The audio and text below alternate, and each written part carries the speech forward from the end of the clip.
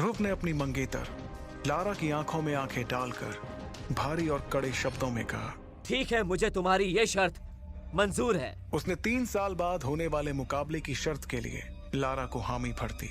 ध्रुव के इतना कहते ही लारा ने एक आखिरी बार उसे घूर कर देखा और फिर अपने बॉडीगार्ड्स के साथ शौर्य महल से बाहर जाने लगी। लारा भी हॉल के बड़े से दरवाजे तक पहुंची ही थी कि उसके कानों में एक लड़की की चेतावनी देती हुई आवाज पड़ी, रुक जाओ लारा। जैसे ही लारा ने मुड़कर देखा तो उसे गुलाबी रंग के गाउन में इरा दिखाई थी। इरा दिखने में बहुत ही खूबसूरत थी। मैं जानती हूँ कि आज तुमने जो कुछ भी किया है उस पर तुम्हें कोई पछतावा नहीं हो रहा होगा, क्योंकि अब तो तुम्हें ध्रुव का सामना करना ही नहीं है।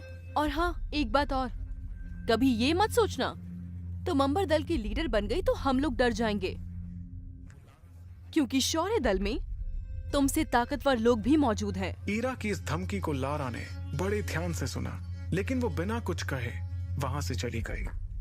दूसरी तरफ सभी के जाने के बाद ध्रुव ने अपने पिता अरेंद्र से पूरे भरोसे के साथ कहा, बाबा, मैं आपसे वादा करता हूँ कि आज से ठीक 3 साल बाद लारा जियान और उसके पूरे खानदान को अपने किए पर पछतावा होगा।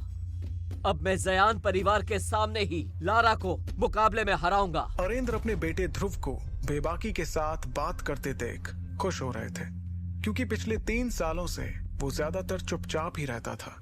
मगर आज उसकी मंगेतर ने यहाँ आकर जो कुछ भी किया, उससे उसके अंदर का वही ध्रुव जाग गया जो 3 सालों से सोया हुआ था, लेकिन सच्चाई से मुंह भी नहीं फेरा जा सकता था।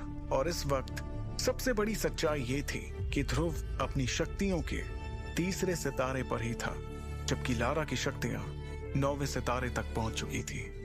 इधर शौर्य महल से बाहर निकलकर